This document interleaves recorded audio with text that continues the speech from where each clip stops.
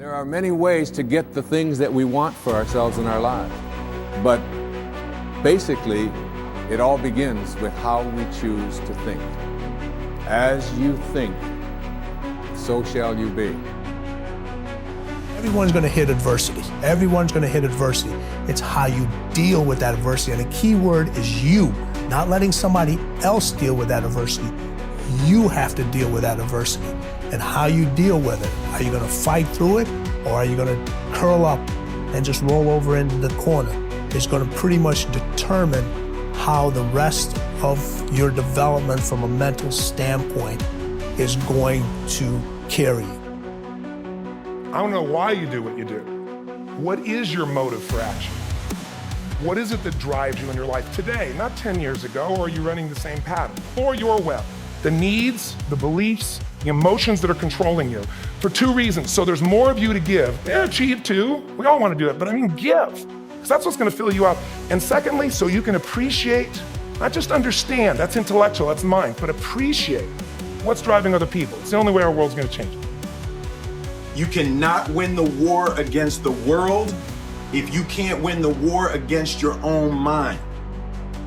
We kind of have this idea that, well, you're free as a child, and then you have a certain delightful, wonderful, positive freedom as a child, and then that's given up as you approach adulthood. But the truth of the matter is that you have a lot of potential as a child, but none of that is capable of manifesting itself as freedom before you become disciplined. And discipline is a matter of the imposition of order, and the order is necessary, especially for people who are hopeless and nihilistic. And lots of people are hopeless and nihilistic, way more people than you think. And part of that is because no one's ever really encouraged them. And so the book is in part a matter of encouragement. It's like, lay a disciplinary structure on yourself, get the chaos in check, and then you can move towards a state that's freer, because it's discipline first. Like, look, if you're going to become a concert pianist, there's going to be several thousand hours of extraordinarily disciplined practice. That's the imposition of order on your potential, let's say. But what comes out of that is a much grander freedom. And so in virtually every freedom that you have in life that's true freedom is purchased at the price of discipline. But it first starts with a sound, right? There's this sound that I hear, and that sound moves, all right? That sound moves me. So this was a sound that I heard years ago. And there are times in my life where I just stop and I play this sound because it does something for me internally. It moves me. Write that down. Very first thing that needs to happen to you every single day is you need to be moved. You need to be moved. Whatever it is that you can do literally to incite it. Listen to me very closely. When I say find something that moves you, what most of you do wrong is you're waiting for something to move you. Instead of creating the thing every day that moves you. And the reason why I say find something that moves you, because what separates humans is our effort. There's some of us, we give 70% to what we do. Some of us 80%, some of us 90%, some of us 100%, some of us 120%. And so when you move and you are moved, it allows you to operate at a whole different level. At some point, you got to start winning. You can't always look for other people to help you. Other people got their own problems. They got their own shit they got to deal with. They're trying to achieve their own goals. They are willing to assist, but after a while, if you constantly looking for assistance, constantly looking for help, it's on you. Your failure and your success is on you. Birds of a feather flock together. You run around with losers, you will end up a loser. Unconsciously, you will pick up their ways, you will pick up their habits, you'll pick up, most importantly, their attitude about life. If you're around cynical, negative people all the time, you will become cynical and negative.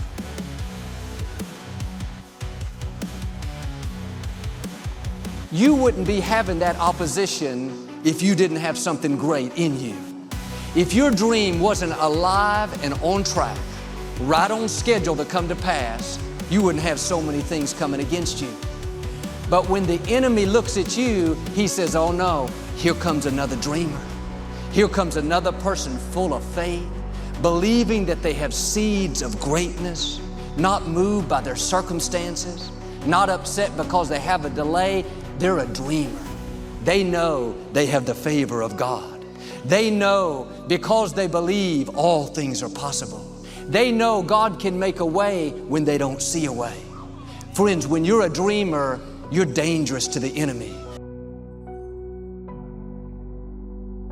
You got to watch yourself. Many of us are living out the lives of other people, living out their conclusions, living out of their consciousness. The other thing is that you begin to looking at your life and looking at what it is that you want to achieve. Another crucial thing that you must do is align yourself with powerful people. Align yourself with people that can encourage you, people that can empower you, people that you can learn from, people that you can grow from. That's very important. See, if you have people around you that can contribute to your growth. When I wanted to become a speaker, I joined the National Speakers Association. I wanted to be around the Dr. Norman Vincent Peales, the Zig Ziglars, the Dwayne Dyers. I wanted to be around people that were doing what I wanted to do. I wanted to learn from them.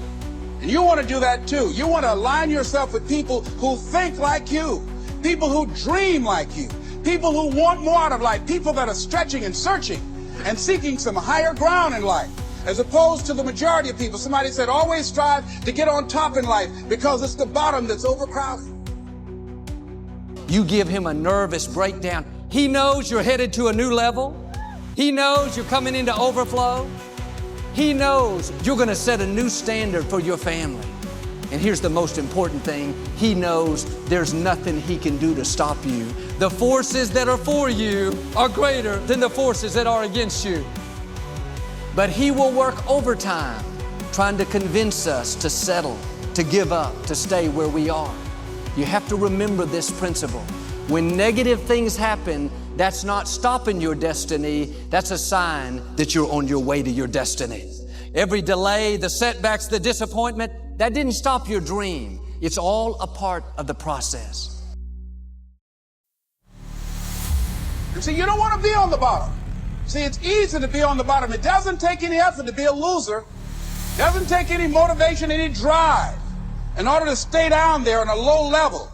But it calls on everything in you, ladies and gentlemen. You have to harness your will to say, I'm going to challenge myself. Sometimes I have to pull myself out of bed and say, come on, Les. Things I know I should do, I don't do. Things I shouldn't do, I do. I found that the biggest enemy you have to deal with is yourself. There's an old African proverb that says, if there's no enemy within, the enemy outside can do us no harm. So many people come up to me and say, Gary, it's so hard. I look at their Instagram and they're not posting any of their content with hashtags, which is a by accident way to pick up exposure in a world where they have no money. When you have no money, when I took over my dad's business, I did $3 million a year, 10% gross profit, $300,000 before expenses. My first year marketing budget was $14,000. When you have no money, and I built that business from a $3 to a $60 million business in 5 years, I had to make every penny perfect. So I was right about email marketing in '96, and I was right, and because of that, I had 91% open rates. When Google AdWords came out, the day it came out, I paid 5 cents a click for words before anybody bid me up, and I was super right. I think I do everything. I mean, you know this. This is a fun thing to say. Some people in the back know this. I was a breakout YouTube star in the first year, 2006. I decided that the right strategy was to leave YouTube completely and go to Vidler because Vidler offered me equity in their company, and I've left an enormous amount of attention. I deviated from my intention thesis to do short-term economics and equity in a company, and I lost. When D-Rock finally came in my life 2 years ago and we started to try to build up my YouTube for the first time, I was sitting on 40,000 followers in a world where I could have had millions if I just stayed the course. So I make mistakes all the time. I'm reorging VaynerMedia every day because it's based on a mistake I made the prior year. I just don't give a fuck about my mistakes. Everybody else cares about your mistakes. If you're worried about your own mistakes, you've already lost.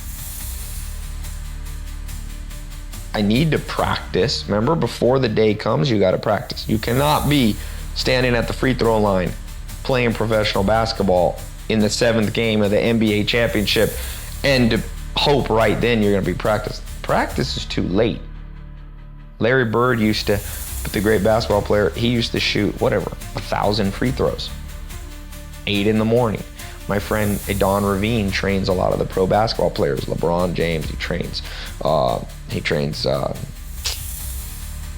Durant, Kobe, Chris Paul. And he says these guys are up when everybody else is sleeping, they're practicing. So everything you want is gonna entail a good bit of practice. You know, I'm always looking for new ways to explain the power of the 5-second rule and the power of 5-second decisions. And I read something that Tim Ferriss said that really resonated with me. And he had this one line buried in a podcast somewhere that just jumped out, and it's stuck. And what he said is, he said something about how there's a gap between the world and the things that trigger you and your response. And your entire life is that gap. When you start to, this is not what he said, I kind of identified this gap, and I, of course, intrinsically was like, well, absolutely, that's the 5-second window between instinct or stimulus and your reaction. And when you start to understand that your whole life plays out in this 5-second gap, and that there's a gap that's 5 seconds long between fear and courage, and there's a gap that's 5 seconds long between self-doubt and confidence, that is your life. I'm a weird dropout because I take college courses all the time. I love learning company courses and things, so I loved being a student. And there were smart people around, and you know, they fed you and they gave you these nice grades that made you feel smart. So I feel it was unfortunate that I didn't get to stay there, but I don't think I missed any knowledge because, you know, whatever I needed to learn, I was still in a learning mode. And what's super cool about understanding that your whole life is inside this gap is it's so small, everybody, that you have the ability to control it. Life's always gonna throw triggers at you, and there will always be all kinds of cool things that inspire you, your wisdom, and you get to choose what happens in that gap. Do you succumb to an excuse, or do you push yourself forward? I came up with a slogan, and I tell it to my kids all the time. I say, there's no losing, only learning. There's no failure, only opportunities. And there's no problems, only solutions. So to me, what failure is the mother of all success. If it wasn't for Michael Jordan getting cut from his 9th grade basketball team, he wouldn't have became Michael Jordan. You know, if it wasn't for, I seen an article the other day where they were talking about Oprah Winfrey and how she got fired because she wasn't good for television. You know, you got people like Walt Disney who got fired, if I'm not mistaken, from a newspaper saying he had no imagination. These are the same people that I gotta deal with. Tell me what's not a hit record. Right. So what do you tell them? You tell them, you know that all they can do is learn and come back bigger, better, stronger, because all it's gonna do is lead you in the right direction. See, if you're always winning, then you don't really understand what it is to win. You gotta take those losses, you gotta take those hits. There's gotta be the valleys, the peaks, the ups, the downs. In order for you to, when it does happen, you go, wow, qué rico. You know, this is what it's all about. And not only that, it's never about making it, guys. It's always about maintaining it. That's the toughest part. Are you willing to work for it? Are you willing to fight for it? Are you willing to have people think that you have lost your mind because you refuse to quit? You can't give up on your dream just because your journey is frustrating you. I know the power of enduring. I know the power of following through. I know the power of persistence. Your biggest problem, you might be thinking, well, I ain't in first place, I'm in last place. So sometimes you just gotta finish and let that be your victory. You can come back later and worry about what place you came in, but what the score was. Sometimes the finish is the victory. You gotta understand that. You gotta get that. You gotta receive that, because every year we're gonna get better. Every year we're gonna build. Every year we're gonna stack success on top of one another. I don't care what your background is. I don't care what your story is. Only you know your story. Only you know your journey, but you gotta make sure you understand how this thing is made. Embrace the challenges. Embrace the struggles. Embrace the pain and rise above it. Carry on the torch with your head up, never looking down. Never give up on your purpose. Never give up on your opportunities. Never give up on living your life. Be strong each and every day. You've come too far to give up now. If you want to give up, Give up on quitting. Give up on excuses. Give up on I can't. Give up on trying and just go after it. Go hard. Go strong. Never give up. Never quit. This time is yours. Own it. Live it. Be it. And hold on to it with everything you got.